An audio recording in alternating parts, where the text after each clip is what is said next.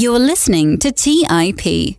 On today's show, Stig and I talk about the current market conditions and what kind of investments we think will perform in such a challenging environment. We also talk about two different specific stock picks that have good valuations and also good momentum characteristics. And then we field a question from the audience about handling confirmation bias. So without further delay, here's our review of the current market conditions for July of 2020. You are listening to The Investors Podcast, where we study the financial markets and read the books that influence self-made billionaires the most. We keep you informed and prepared for the unexpected.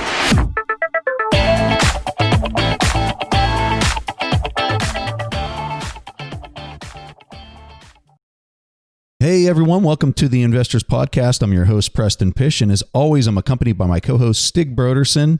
And we're talking current market conditions. So, Stig, you wanted to first start off this conversation by talking about the valuation process that we personally have used for years, how it's evolved, has it evolved, and just kind of talk heart to heart on how we're seeing things these days. So I'm going to throw it over to you to start us off.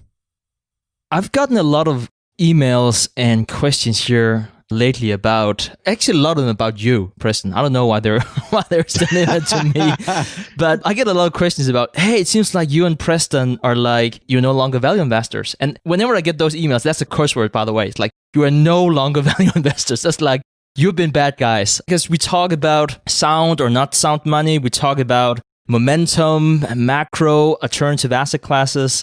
So I sort of like wanted to have a discussion about where did we come from? If I have to go first, I would say that generally I haven't really changed my approach. I am still primarily an equity investor. I do have multiple investments outside of the stock market, but I think I would probably have had that regardless. But really the approach of looking at the current price and then estimate the future cash flows of the business and discount it back, that hasn't changed at all. And I think that's important for people also to know that whenever we talk a lot about so many other things that we did in the very beginning, a lot of that is also just us exploring. That's not necessarily us endorsing this type of investment, the other type of investing. We're really trying to get smarter together with the audience. But what I do want to say is that compared to 2014, whenever we started TIP and we did the very first podcast, I would say that valuations have become more complex. Even whenever I started out my investing career, and this was before 2014, the way I looked at stock investing at the time, that was Warren Buffett, whenever he talks about 10-year treasury yield, that's your opportunity cost. You can also use that as a discount rate. So I think a lot of people are puzzled probably about that statement because it's a statement that still pops up these days. And they're like, oh, like the 10-year treasury is like 0.7. Like, oh, so we don't need to discount anymore. Like all the valuations are just great. I would say that where I came from in 2014, very much looking at it as a value investor, I was thinking, okay, we need to have modest growth rates, even better, no growth at all. And then identifying strong companies that then could sustain the next 10 years at least, if we were able to look out and say, oh, it's probably going to make at least the same. And that was sort of like where it came from, like looking historical data and then extrapolate that and say, yeah, that's probably what's going to happen. And especially if you can find them attractive valuations.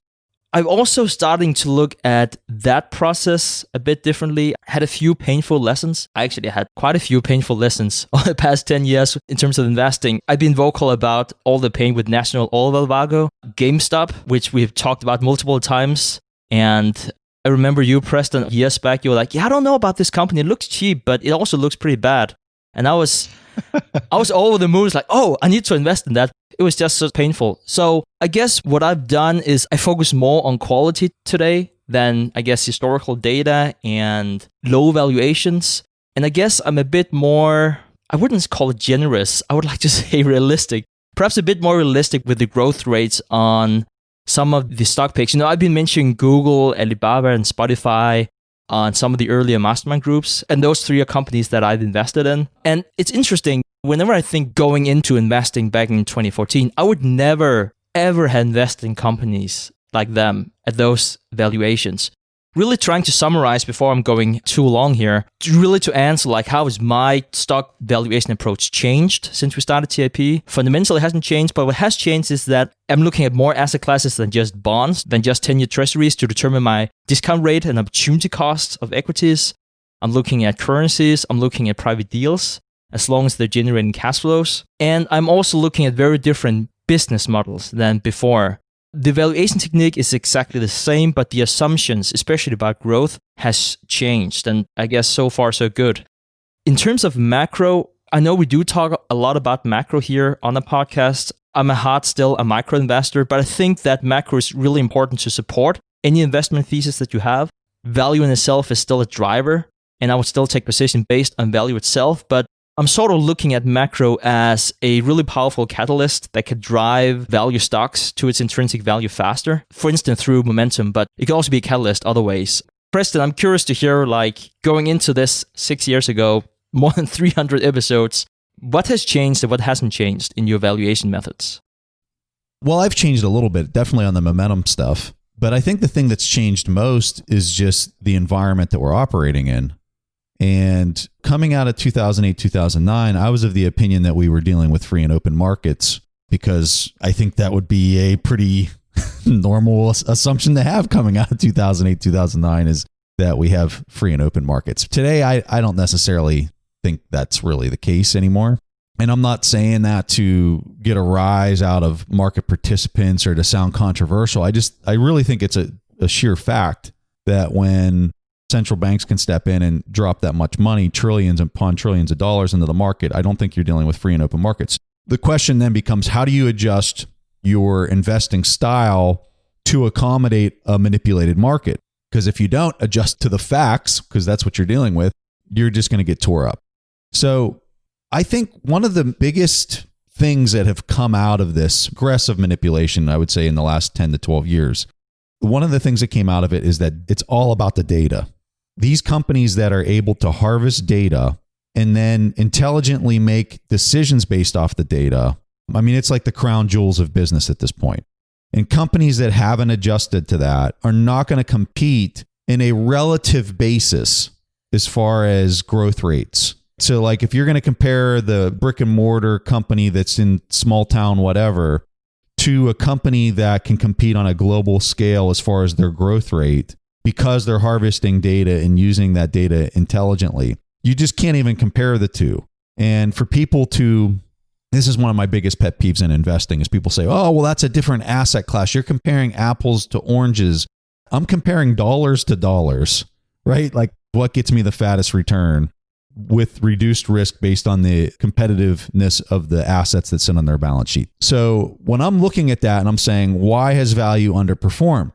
Well, so many value picks, in my opinion, are kind of those companies that fit the local business model or the brick and mortar business model, and they haven't been able to compete globally like some of these, Apple, Netflix, Amazon, Facebook, Google. I'm comparing a chart of the S&P 500 compared to Amazon just since 2014. I mean, you're talking large cap company in 2014 to now, just in the last 6 years. And Amazon's performance is 595% versus the S&P 500, which was 68%. Like, that's insane. That's nuts. So, and that's a large cap company. So what's driving that? Why do we see these companies that are able to do that? And I would tell you, it all comes back to their ability to capture data and then use that data intelligently for areas that don't even seem like they're related to the core original business model that was out there. And so same thing with Netflix, same thing with Facebook, same thing with Google. These companies are masters at collecting data, harvesting the data, and then stepping into a completely different business model, using that technology to speed things up, to take people out of the process to save their costs. If you were going to plow into their financials and understand why these companies have been able to do this, it really comes down to one thing. Because they have lower costs, like let's look at Google, for example. Huge margins in the advertising space for what they're doing. There's no one sitting there running. It's been completely outsourced and decentralized to run ads. So they've got fat margins. Well, what are they doing with those margins? They're then plowing all those margins back into capital investments that the company owns, that through R&D, right? When you spend R&D dollars in your company, those are expensed immediately. Those expenses go onto the income statement for, let's say they spend $50 million on R&D. That's expensed. And then it's listed on their balance sheet. That asset that they created then goes and sits on their balance sheet. And it looks like they're not making any money because it was expensed on the income statement immediately that year. Well, if you see this, it doesn't look like the company's making any money. So we go to the Amazon model. It didn't look like they made any money, or it looks like it's a net balance of zero at the end of every income statement that they pump out each quarter and every year. Well, what they're doing is they're creating assets that then go sit on their balance sheet as far as listed asset, not based on valuation, but just a listed asset because they expensed it according to GAAP accounting rules. And so it looks like the company's making no money, but then that asset starts kicking in more and more cash flows, which then they go and invest in more R&D and create more and more assets. So that's how the company's growing. But as far as if you were looking at it from a value investing standpoint and from a income statement standpoint, it's going to be like a mirage. But if you're looking at the price action and you're looking at the momentum, it keeps going up. So I think you have some really interesting things happening over the last 10 years specifically. That's a direct result of central banker intervention that's allowing this to take place. The fact that we have technology after decades of inflationary monetary policy, you've set up an incentive structure that has allowed technology to do these crazy things. And now it's kind of this end game of the biggest companies can now step in the markets that wasn't even their originally intended market, but because they have access to data and they have so much intelligence in their decision making, they're able to capitalize in industries that they are just stepping into because they're looking at things at such a different angle and they're able to do it so much cheaper than before. So moving forward, as far as my investing approach goes, you better believe I'm keeping an eye on Apple, Netflix, Amazon, Facebook, Google, the big companies that continue to just suck the blood out of everything. I'm definitely using a momentum-based approach because one of the other effects of a manipulated market and for value investing to work is you have to be able to do a discount rate, right? Like you have to be able to conduct a calculation on what something's worth. And at the core of value investing is that you're dealing with sound money. So if you're not dealing with sound money, and the money's getting debased at a breakneck pace, like we talked with Lynn, and she was saying 7 or 8% just at a debasement rate. Well, that I guess becomes your new risk-free rate at a minimum, and that's assuming that 7 or 8% persists into the future, which I'm very skeptical of. I think it's going to be higher than that. I guess what I'm getting at is it's really hard to be doing these valuations and math of what a business is worth when the ruler is being changed at a breakneck pace simply because of all the macro things that we talk about on the show. And so that's hard and that's concerning to do really well. So I think that's why I'm leaning more towards a momentum strategy. Now, if we would go back to sound money and we'd have some type of ruler, risk-free rate or a debasement rate that was sound or not flexing like all over the place and has all this variance in it, I mean, value investing would crush it. I have no doubt about that. I think that it would outperform tremendously. Those are some of my thoughts on why we're seeing what we're seeing. Really interesting response, Preston, and sort of like ties into the next 2 points we're going to talk about here for today's show. Next up is machine learning, secular trends, and 21st century. And then I would really like to talk about what to do whenever you're investing in a world with no sound money. The first point here about machine learning secular trends. We spoke with Arif Karim from Ensemble Capital just a few episodes ago, and I really wanted to hear his thoughts on potential undiscovered secular trends. Who wouldn't like to be invested in Amazon even before it was like the Amazon we know today? He did agree that if you can find undiscovered secular trends, that would be fantastic, but he also said it's really, really, really hard. But you can still invest in secular trends and make a lot of money if you play your cards right. He mentioned MasterCard and Amazon as just two of those companies who've been riding on secular trends that everyone was out there to see for decades, but still you can make a ton of money of that. One of the most impactful book that I read this year, that was Jeff Booth's book, The Price of Tomorrow. I absolutely loved that book. We interviewed him back on episode 294. And again, you should definitely listen to that interview, but if not, pick up the book in any case. It's a fantastic book. And Jeff talked a lot about how competing in the 20th century is just different than competing in the 21st century. And so I thought a lot about how to tie those two together, about what Arif said and what Jeff said. And one more point that Jeff made was that it used to be economies of scale. That was how you competed in the 20th century. You're a big company, you can leverage your size, you get discounts for your suppliers. Walmart would be an example of that. They have economy of scale, the old generation of companies, and that worked really, really well in the 20th century. And the problem is that those type of businesses have a bias that they had to prioritize what sells best. And so since they have a limited storage, they will continue with the best-selling products. So it sort of like becomes a self-reinforcing effect that leaves out innovation. And then Jeff talks about how networking effects is 70% of the gain of these tech companies. And comparing Walmart to something like Amazon, you have customers doing the choosing, you have suppliers doing the promotion, and the market automatically innovates for Amazon in a very different way than it can do for Walmart. And again, I'm talking about the traditional Walmart. I do know that they're doing a ton of new stuff on the internet lately, even though it definitely trails what Amazon has been doing. Now, of course, if you have advantages like economy of scale, it's not like it's not important anymore, but the real winners, companies like Google and Amazon, they emerged as winners in the 21st century because we are now in a winner-takes-all or close to a winner-takes-all type of industry.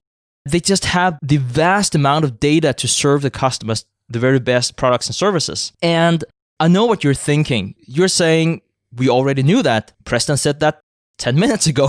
We knew that. And it seems like everyone knows that right now in the stock market. And yes, that is my entire premise, but I would like to put a layer on that in terms of how we can perhaps make money on something that is not priced in using the same secular trend. So again, let's say that networking effect is here to stay, and so is the case for machine learning.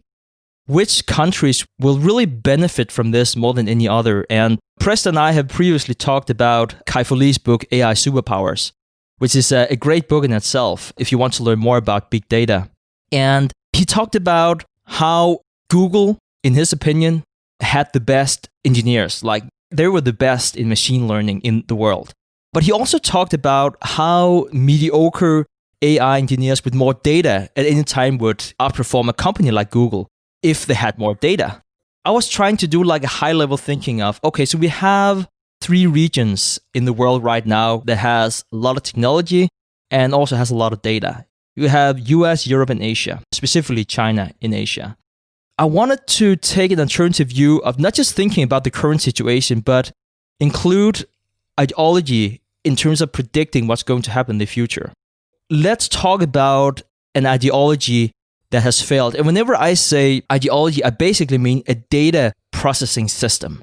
So one that failed, communism. Communism failed because the data processes was just all centralized. And the Western capitalist societies won because the modern economy of the 20th century was just so much better off with a decentralized data processing system. And let me just give you an example of the virtues of a great information system in the 20th century. So there was this famous story about Gorbachev sending a key aide to London to learn what the British did well, that they didn't do well. And Gorbachev's aide was taken around in London and he was shown how the British businesses operated. And then after a few hours, he just bursted out. We've been going back and forth in London for the entire day, and there's just one thing that I don't understand. In Moscow, we have the finest minds in our country working on a bread planning system, and people still have to wait in line for hours. But I see no queues in London. Please take me to the person in charge of bread planning. Now, I'm sure you see where I'm going with this. There was no person in charge of bread planning. That's the entire point. That is the secret of why Western capitalist countries did so much better than the Soviet Union. To bring my point home, which data processing system will be most competitive in the 21st century? Assuming that data and machine learning is as important as we think it is, Europe will be in a world of pain in the 21st century. You already see a lot of that now. Like, in terms of how we collect data in Europe, You might argue that it might be better in terms of personal privacy, but in terms of competing with the US, with the current legislation, it's just much more business friendly in terms of big tech. And so the US definitely has a leg up there. Now, then if you compare that with 21st century China, I would argue that they have a leg up. But with the changing technology, that is in many ways just much more efficient than a decentralized system, because machine learning works better the more information it can analyze. And I want to emphasize that this is by no means a way for me to glorify communism. Actually, the very opposite is my point. And I think that everyone who's been listening to the podcast for the past 6 years knows that I'm the very opposite of that. But I'm saying this because the way the Communist Party in China controlling the population and collecting all the data without the population's consent in a weird way may turn into a competitive advantage, which I clearly think is horrible, but not something I should ignore, neither as an investor or as a private citizen of the world. I'm saying this because we need to think about which type of world we want to live in and which type of sacrifice we're willing to make. I just wanted to have this as a new input to investing and the opportunities in a secular trend that we all know: machine learning, less privacy, networking effects. And whether we like it or not as private citizens, as investors, how should we position ourselves? So again, and I know I said this before, but my point is not that I want the Chinese to outcompete the West. In close to all areas of business, a freer market will always be better. But I am very concerned that big data might change the rule of the game, where the more data you collect and the more big brother the society is, the more it can be turned into a competitive advantage in the 21st century. Because I hope I'm wrong, and I do hope that capitalists and free economists will prevail, even in the world of big data. I'm very curious to hear what you think, Preston. So I think this is really simple. When you're looking at democracy, the engine for democracy is capitalism. But in order for capitalism to work, you have to have a sound money, period, right? Because with sound money, you can now conduct economic calculation. You can price out how much it costs to go buy the flour, how much it costs to do the labor, and then you can competitively step into the market and compete. And if you suck, you fail, you go bankrupt, right? That's how capitalism is supposed to work, is if you suck, you go bankrupt. Right now, today, I would argue you don't have that. And you know, it's not just me who's saying this. You have Ray Dalio, who's arguably one of the best investors to live right now, who's literally come out this past week and said that we don't have free and open markets anymore. So I would argue democracy becomes at risk when capitalism is not actually being conducted. We're not allowing there to be a free and open market for companies to fail and for companies to prosper if they figure out a better way to do things. So stepping in and saving a company that makes jets just because there's only one of them in a country and they've mismanaged themselves, let them fail. Let them fail. Some person will step in there. Some company will step in there and buy their assets and repurpose their assets. It might not be the price that we like, right? It might not be the price you like at all. It might be for 20% of what you thought it was worth on your balance sheet. But somebody will step in there and buy that. They will repurpose it, and then they will prosper and they will take off because they have a better way to manage the business so that they're not cash flow negative. We have to allow that to happen. And when you do that, all economic calculation will take care of itself, and everyone has an equal opportunity to prosper. We've gotten far, far away from that around, not just in the United States, but all around the world because of an idea, an academic idea on money printing and controlling economies. And guess what? It works over a long period of time. But if you keep doing it for 80 years, you get yourself in a situation where now they have to print to prevent social unrest. I think stepping in and saying a communist country like China, which is the epitome of control and manipulation. When I think communism, I think peak manipulation. And if there's one thing that I've learned in nature is when you don't allow it to function free and open, you get yourself in the biggest drastic setbacks And it might not happen in a 10-year time frame or even a 40-year time frame, but eventually it's going to erupt and explode because there's a human being in the loop controlling it, opposed to allowing free and open markets to naturally work themselves out through the process of capitalization of failure and success. So I'm hesitant to agree, Stig, and I might be missing your point with the way you were describing it, but I don't think artificial intelligence or any type of technology is going to allow communism or some type of hybrid communism to succeed. And please correct me if I'm misunderstanding your thesis there. I feel that AI and machine learning could turn the tables, which again is not what I want to happen. So we can think of this as capitalism versus communism, and I think we would all, for good reason, have a pre-notion of what we think is right. Clearly, capitalism is better, no discussion. My thesis is, let's see if we can leave the ideology out of this and only think in terms of data. If China can collect 10 times as much data as Europe and 3 times as much data as the US, does that or does it not give them an advantage? I would argue that it gives them an advantage. Like I said before, I hope I'm wrong. Since I clearly don't side with China in global competition, I think privacy and democracy is at the very core of a good society to live in. But if the rule has changed, and it's a question of the amount of data, which is the main input of machine learning, I unfortunately think that more data is an advantage.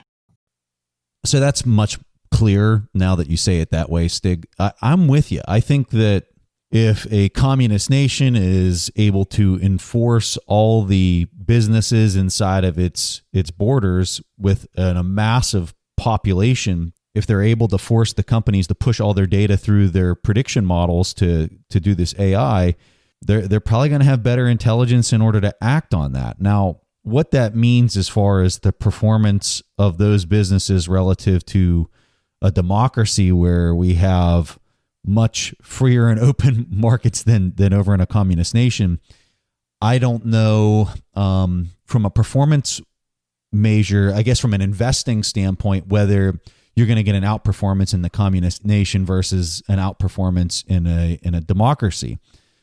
I know as far as an investor, it's getting really hard for me to invest in China. It just is. I see some of the things that are going on, and maybe it's just my home bias that I have, but I just find it very concerning. And I find it really concerning if you think about how they could potentially outsource those AI models that they're using to other nations and what the implications of that might mean in the future. So as much as I don't want to agree with you, I think I do agree with you from an investing standpoint. I just am not going to participate in those markets. And at the end of the day, I don't think that that's going to have any impact. Of course, it's not going to have an impact, but I guess that's just me thumbing my nose at that system and just trying to remove myself from the thought of that happening.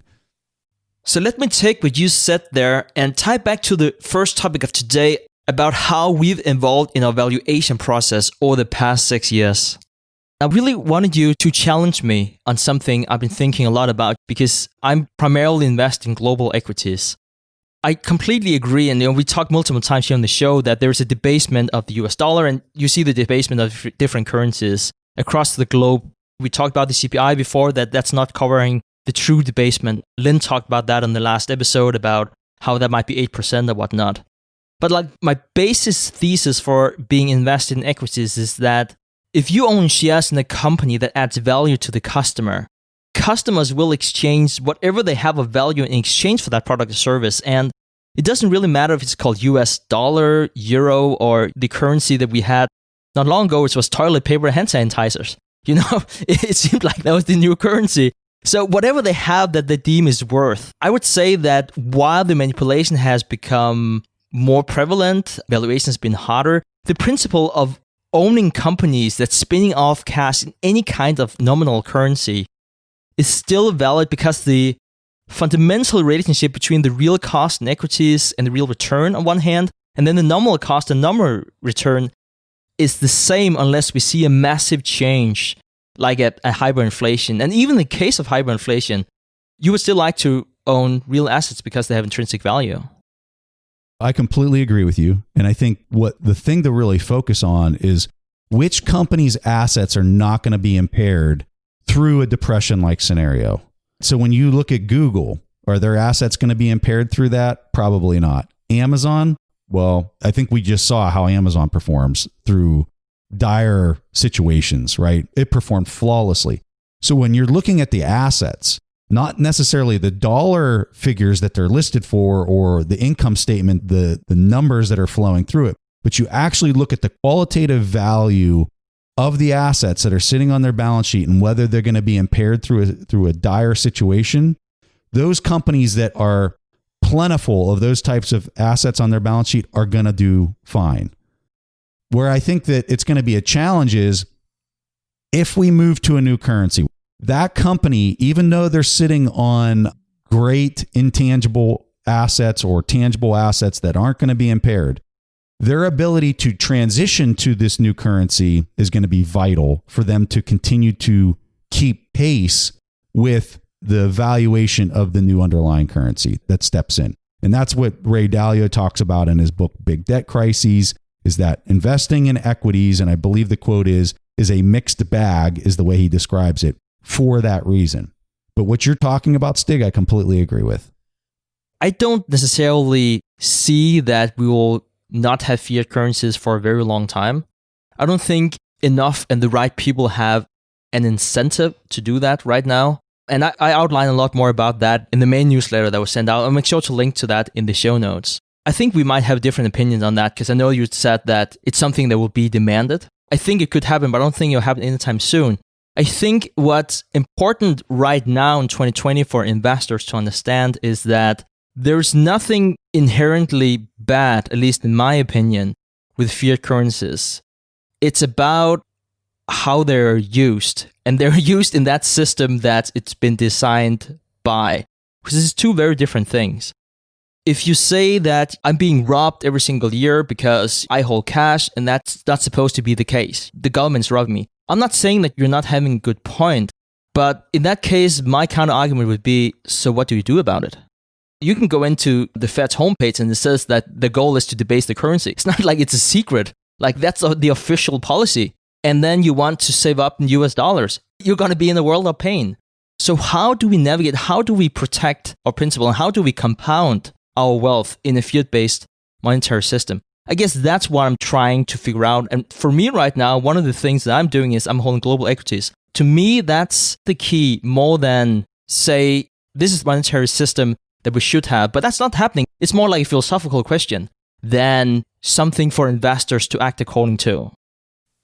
One of the things that I think is really important for people to understand about a change in the way that I'm investing is I think the debasement rate you're seeing now is so different than we saw 10 years ago. So prior to 2008, 2009, your debasement rate was, really kind of your rate of inflation that you would see on CPI. Now, I think it's being totally masked because the QE is going straight into the asset prices. So if you're using that debasement rate that Lynn talked about on the last show, and you're saying, okay, well, what do you own now? And that's really your big question. I mean, at the end of the day, you have to own something that has some type of scarcity to it, where you have to own equities that have really great assets, like the ones we were talking about earlier on the show. You have to own those that aren't going to be impaired through really difficult times. And so we've been talking about gold on the show. We've been talking about gold miners on the show. We've been talking about Bitcoin, even though a lot of people don't like us talking about Bitcoin. And let's just take gold and Bitcoin, for example. Totally have outperformed the S&P 500 for this year. And that doesn't mean that it'll continue to do that. I suspect it will, but that doesn't mean that it will. I think that these companies that have really strong assets, like the ones we talked about, are going to continue to outperform because there's going to be a demand. And regardless of what happens to the currency, whether it happens quickly or slowly, those companies are going to continue to perform just because of the sheer demand that the public has for the products and services that they produce. You see a huge debasement. So you should do anything but just holding cash. My fear, and I don't know if this is an entirely different episode, is I feel I'll be paying the opportunity cost if I'm waiting for another monetary system to happen.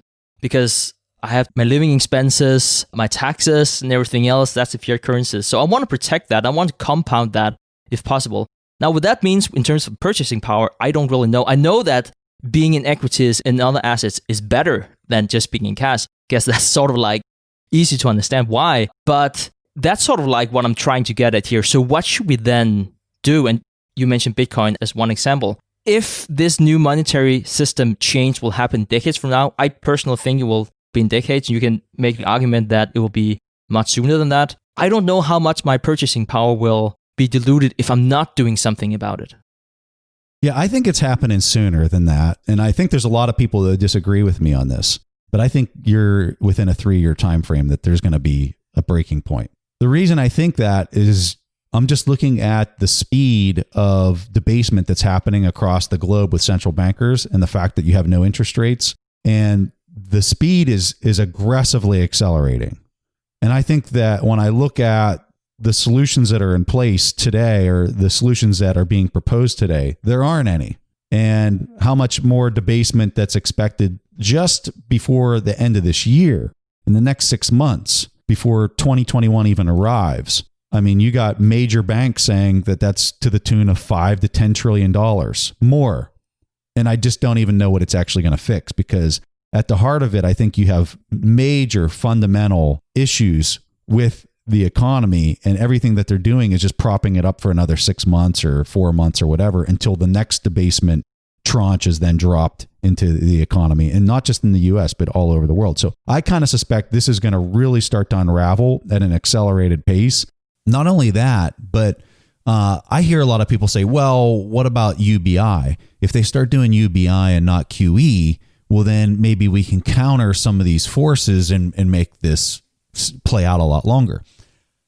I think I have a unpopular opinion there too. I think that UBI will only further enhance the need for quantitative easing, and here's the reason why. So Lynn on the last episode started talking about how the average household income actually went up through COVID because of all the policies that were in place for unemployment, the UBI check that went out that we all kind of suspect to get turned back on here before the end of the summer.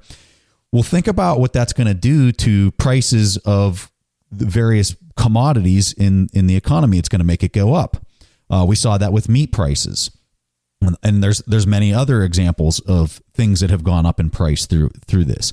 So if we continue to do UBI, maybe what we start to find is that there's a further sell-off in the bond market because all this UBI is supplying buying power to the masses who are then going out and buying their basic needs and actually driving the price of those items that fit into that CPI bucket up. And if those prices are going up and CPI is going up, well, guess what? It starts getting priced into the bond market. There starts to be a premium above the inflation, the CPI inflation that we haven't seen being priced into the market. Well, that adds pressure. That increase in CPI means that you now have to have a premium above the inflation rate if you're owning a bond. And so that would put even further pressure on the ownership of bonds for all those bondholders, that they're going to want to sell that off in order to account for that premium above the inflation rate, which is only going to be subsidized by more quantitative easing in order to fix the yield curve, which they've already talked about extensively is yield curve control. So I kind of suspect what's going to happen, that as they continue to implement more UBI around the world, it's going to put even further stress on the need for more yield curve control by fixing the yields. Because all that is people that actually own the bonds are stepping onto the market, and the Fed stepping in and buying everything that's being sold in order to fix that yield curve at a certain yield. Call it 50 basis points for the 10-year or whatever. So I kind of suspect that UBI is only going to further enhance the need for more QE. It's going to create even more debasement. And then you add in the fact that you have this competitive devaluation happening around the world. So we just saw this where the U.S. stepped in, they printed $4 trillion. And what did that do to every other economy around the world? Europe, Japan, you name it. What happened to their currency? it started gaining and appreciating in value relative to the dollar. So then they had to step into the market and start debasing in order to make their prices for goods and services competitively on a global scale. So you're seeing this pick up speed, this competitive devaluation across the entire world. So as the U.S. steps in and does more UBI and they do more QE, it even puts more pressure on these other countries to do the same. And it's a race to the bottom. So it's just crazy stuff we're seeing right now in the realm of currency fiat debasement and what implications that means for people wanting to own equities or people wanting to own whatever security. All right, guys. So I can already say now that for the next current market condition episode, we definitely would like to talk a lot more about sound money, currencies, and monetary systems. I think it could be very interesting to explore even more, but we also have a few other things we'd like to do for this episode. We want to talk a bit more about what we're seeing in TIP Finance in terms of what is interesting for us in our investing universe, and then we also want to play a question from the audience. So looking at TIP Finance, whenever I look at our filter for large cap stocks, the fourth cheapest stock, that is Bank of America. Right now it's trading at a TIP multiple of 2.7, and this is in comparison to the TIP median, which is 10. So historically, it is trading at a low valuation. Not surprisingly, the momentum of Bank of America is red.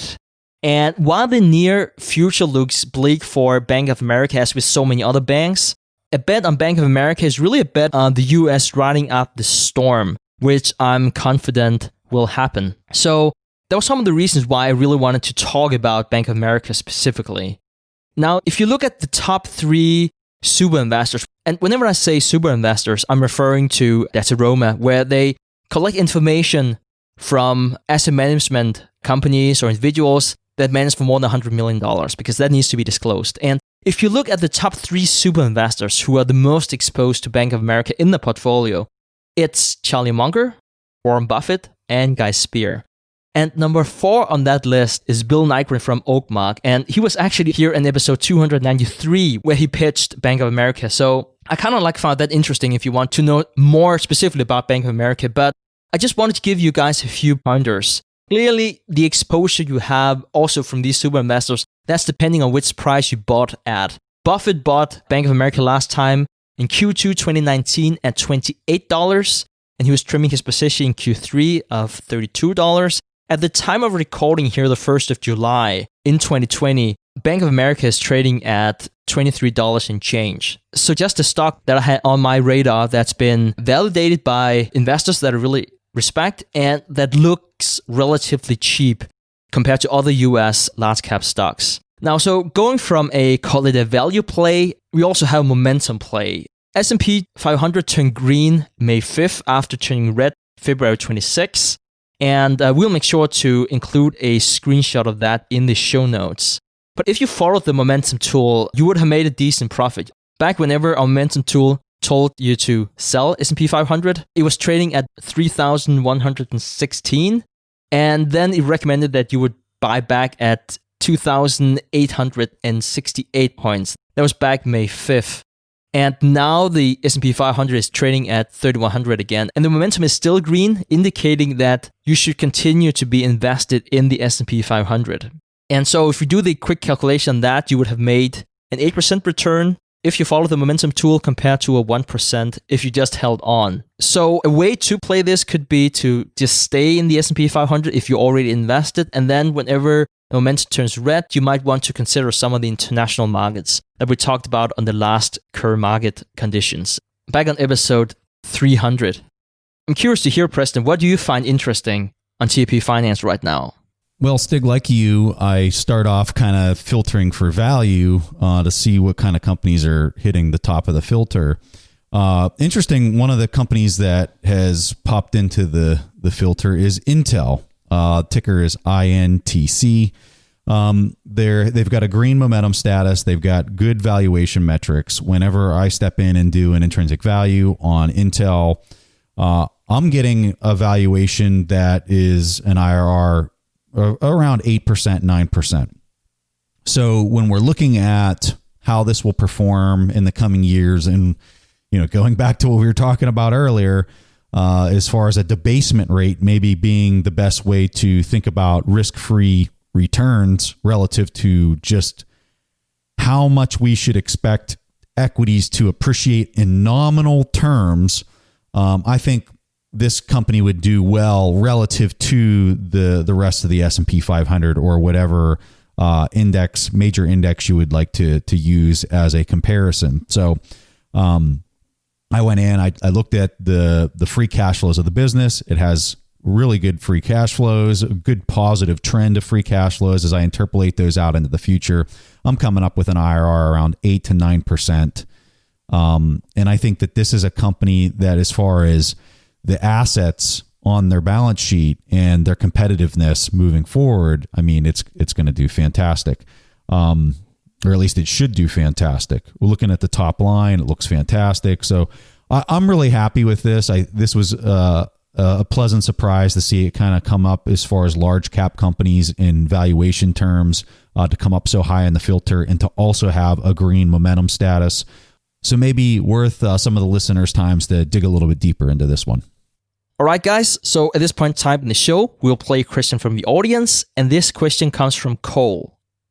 Hey, Preston and Stig. I absolutely love the show. I know this isn't TIP's focal point, but you guys seem to discuss Bitcoin quite often. I've been in the Bitcoin community for about a year and a half, and I can sense that my information sources, Twitter primarily, are beginning to become a bit of an echo chamber.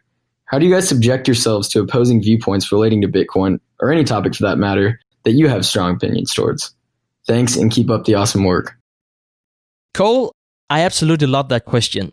Just by doubting your own sources of information, you're just way ahead of the pack. So when you ask me specifically, yes, there is a lot of information that I don't pay attention to. That's also one of the reasons why I've been much less active on social media. For instance, every Sunday, I've dedicated 7 minutes on Twitter. That's typically to share the newest episode, to respond to the audience, and of course, once in a while, find great content. But I really try to limit my time on social media for the same reasons as you mentioned, because I tend to live in an echo chamber too.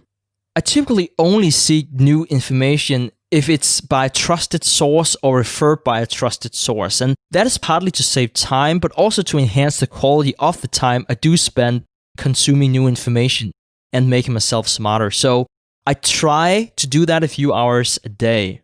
Now, this is not the same as saying that I'm not critical about the information I get, but I do spend a lot of time thinking about whether a trusted source is right or wrong, and of course, whether I'm mistaken myself.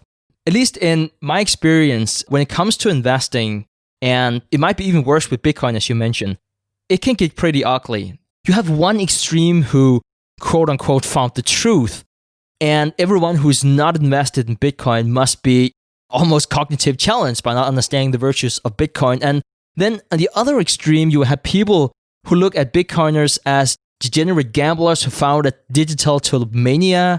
And those people typically never researched Bitcoin with an open mind and sort of like sticks to the childmonger notion of Bitcoin being rat poison. So keeping that in mind, I would like to elaborate more on how I go about combating my own biases, because I don't want to be in those two extremes. But what I do to combat my own biases, and I sure have a lot, is that first I always think about the incentives whenever I listen to what people are saying. I've experienced a lot of people who missed the boat on Bitcoin, were wrong in their analysis.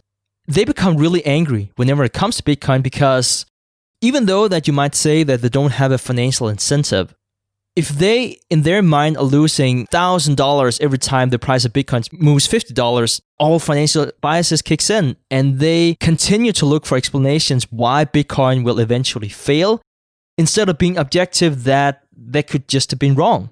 But then I would say that Bitcoiners are just as biased. If you argue for Bitcoin, you typically have a long position, and there's nothing wrong with that. And you might rightly say that if it wouldn't make any sense to argue passionately about Bitcoin if you don't have skin in the game. So people are in no way insincere whenever they have a Bitcoin position and argue that it's valuable. They truly believe that, and you can count me in on that. But they have all the incentives in the world to spread the gospel of Bitcoin, since it by definition is based on trust and mass adoption. So if I can choose who I listen to, I don't want to speak to the firm believer or the firm non-believer, but the thoughtful person who used to hold Bitcoin and now sold, or it could be the thoughtful person who, after careful analysis, took a position. Lynn Alden, who we had on the last episode, we referred to a few times here already. Now, she's a good example of the latter. Someone who is very critical and then decided to take a position because of careful analysis after being very skeptical, or it could be the other way around. And so that really takes me back to my argument of understanding both sides of the argument, really to get rid of my own biases, challenge myself, speaking to Preston, who will do everything he can to challenge me, which is great. If you want to truly understand both arguments, what should you then do? And it is very difficult. We are wired a different way in terms of how we collect our information. But what I found to be very useful, let me just give you an example of what I'm doing right now. So it probably doesn't come as any surprise to people, but I'm very interested in understanding economic systems and the role of governments through history.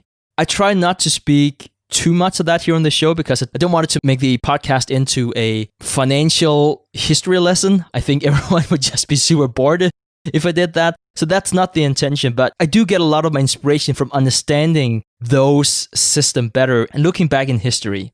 Just last week, I was reading Adam Smith's Wealth of Nations, and now I'm reading Capital and Ideology by Thomas Piketty. And he, of all people, a French economist, comes from the very opposite spectrum of the pure capitalists like Adam Smith.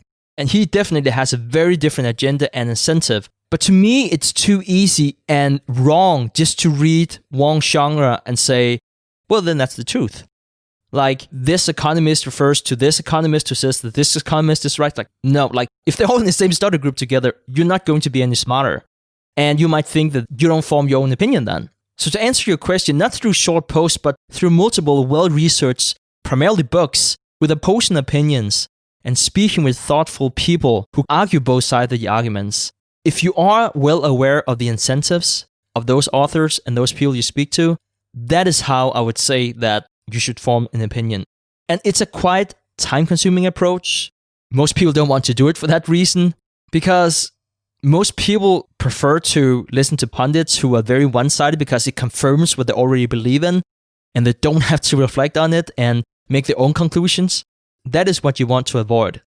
I would suggest the other way around. Even though it is a time-consuming process, I think you will find that you'll be rewarded in the end. So, Cole, I absolutely love this question. I think this is such an important question, especially right now with everything that's happening in the world. There was a book that Stig and I covered. We did a whole episode on this. I can't remember when we did it, but the name of the book was Super Forecasters.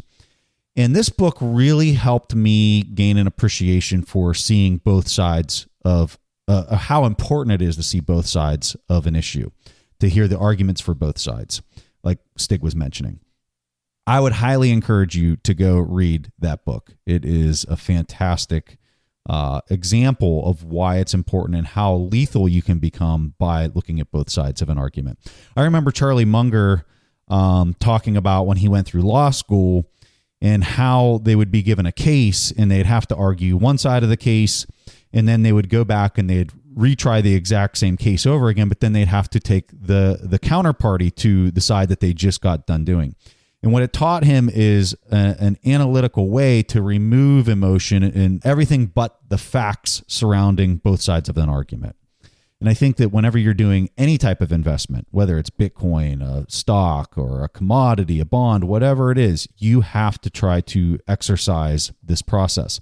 Now, when you're online, it can get very difficult to do this effectively. I think it's really important for people to focus on, especially on Twitter in particular, when people step away from focusing on the ideas and they start focusing on the person or the personality of the person, for me, that's somebody I don't want to follow. That's somebody I don't really want to interact with, because they're letting a emotion and feeling enter into something that needs to be much more objective and a focus on the actual ideas. So try to find people that are like that they're not slandering you or other people. When I see that, I try to remove those people from my feed, and I try to only focus on people that are hyper-focused on the ideas. The other thing that I'd tell you is ask yourself why 5 times. So when somebody says, whatever the argument is, I think Bitcoin is going to be successful because of X, Y, and Z. Say, well, why do you think this particular thing? And then you'll see different responses from people. And then you can go another layer deeper. I would challenge you to go 5 layers deep on whatever the issue is. And you might even have to go deeper than that to really start to fully understand something. And Stig's point about somebody's own interest. So like Stig, I own some Bitcoin.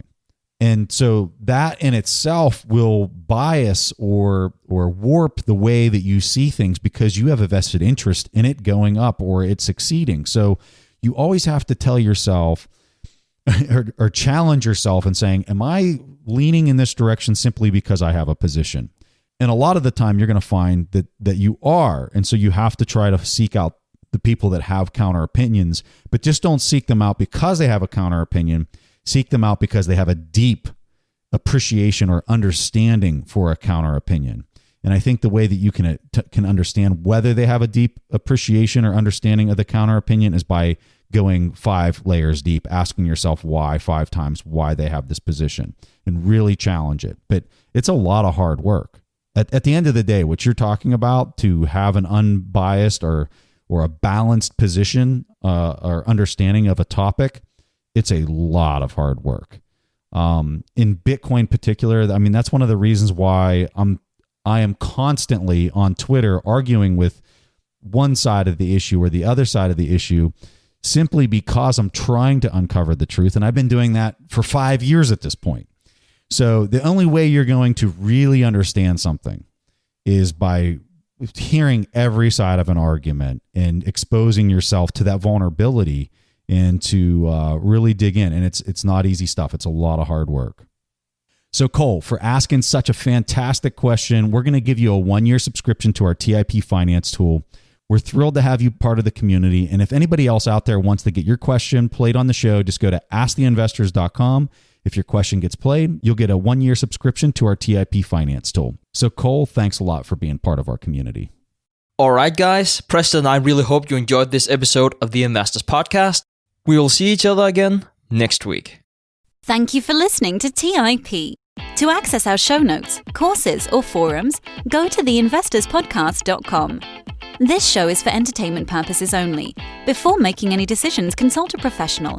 This show is copyrighted by the Investors Podcast Network. Written permissions must be granted before syndication or rebroadcasting.